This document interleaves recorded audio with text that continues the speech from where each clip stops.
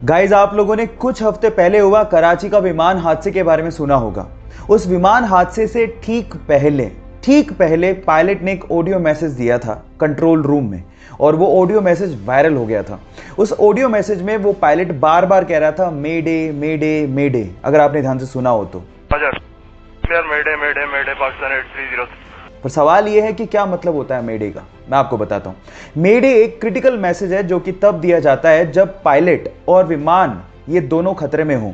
और मेडे एक्चुअली एक French word मेडर से लिया गया है, जिसका मतलब होता है मेरी मदद करो, मेरी मदद करो। गाइस, क्या आपको पता है कि इंडिया की सबसे धीमी रफ्तार से चलने वाली ट्रेन का नाम क्या है? डोंट वरी, मैं आपको बताता हूं। सबसे धीमी रफ्तार से चलने वाली ट्रेन का नाम है मेट्टुपालयम ऊटी नीलगिरी पैसेंजर ट्रेन, जो कि मात्र 10 किलोमीटर पर आवर के हिसाब से चलती है, जो कि हमारे ही देश की सबसे फास्टेस्ट ट्रेन से लगभग 16 गुना धीमे चलती है।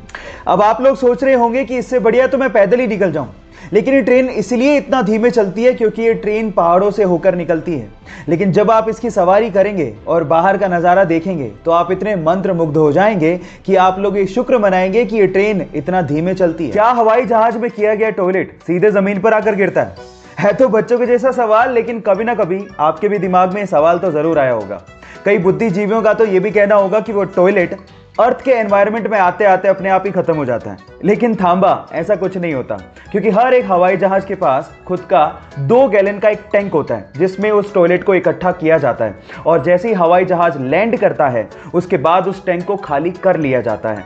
अब अगर अगली बार आपके सिर पे कभी पानी का टपका गिरे तो आप ये समझ लेना कि वो कम से कम हवाई जहाज से तो नहीं गिरा है। गाइस, मान लो आप किसी वजह से अपनी कार में फंस जाओ और आपके सेंटर लॉकिंग सिस्टम की वजह से सारे कार के दरवाजे ऑटोमेटिकली लॉक हो जाएं और वो खुल नहीं रहे हों, तो उस सिचुएशन में आप लोग कार से बाहर कैसे निकलोगे? डोंट वरी, इसका भी एक हैक है, मैं आपको बताता हूं। उसके लिए आपको अपनी सीट के पीछे लगे डिटैचेबल हेड रेस्ट को पहले निकालना है, और उसके बाद उसकी एक टांग को किसी एक विंडो के कॉर्नर पे लगाना है इस तरह से, और उसके बाद उसको धक्का देना है, जिसके बाद वो जो विंडो है वो क्रैक हो जाएगा और उसके बाद आप उससे बाहर निकल सकते हो।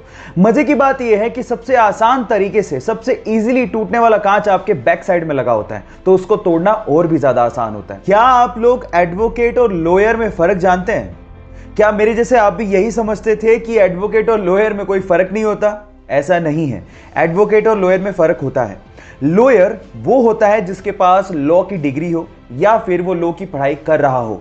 वो आपको कानूनी सलाह तो दे सकता है, लेकिन आपके लिए केस नहीं लड़ सकता।